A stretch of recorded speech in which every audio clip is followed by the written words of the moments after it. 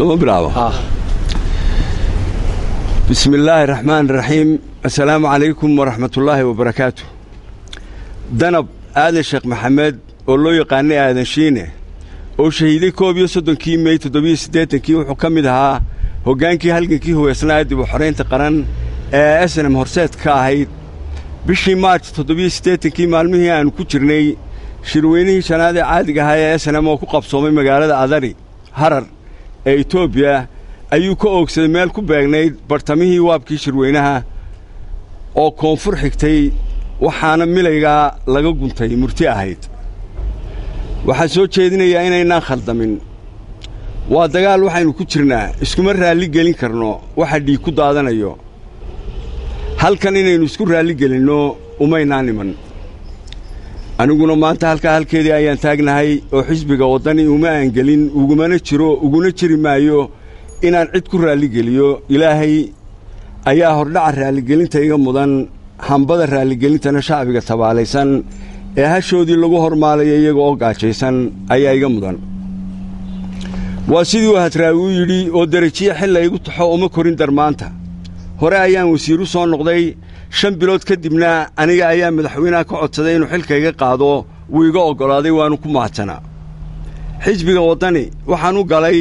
inaan ka qayb qaato sixitaanka waxyaabaha aan islahaa waa ay khaldameen waxaana noo qorshaysnaa inaanu gudihiisa ka suurto gelino isbedel togan oo ka dhaca qaybo ka mida wajiyada nololeed ee dalka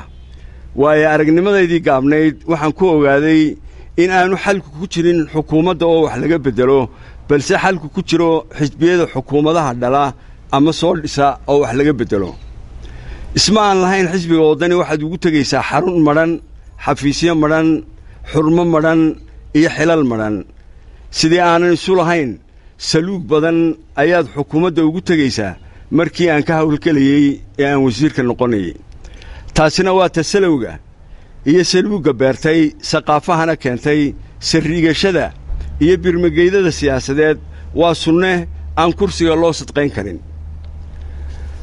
waayo aragnimada taban ee aan xukuumad iyo xisbiba kala kulmay waxa ugu mudan sida ay hawlgalladoodu u yihiin qosolku jabka iyo hugumka hadba waxa igu soo dhaca baydu lahaa sayid maxamed cabdilla xasan naxariistii janna ilaahay ka waraabiyo oo uu suugaanta ugu abtirinayay waxaanu yidhi haddii aanay luulidu ku taxnayn labacu waa been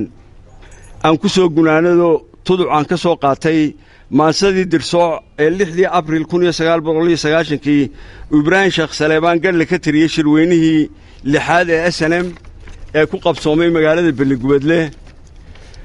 intii u dhaxaysay 31 May ilaa 28 Abriil 90 waxaanu yidhi shaxda kama ilduufine sidaan damacsanaayo sida doodiyeelaa kala durugsanaadee haddaan duubi wada jira dadaalkaygii lagu helin dar alle abaalkay waxa dumay ku suuree ugu dambaynna maanta oo ay taariikhdu tahay 5 bisha March 2016 waxaan iska casilay xilkii xogeyaha warfaafinta ee xisbiga wadani iyo xubinnimadii labadaba kama xumi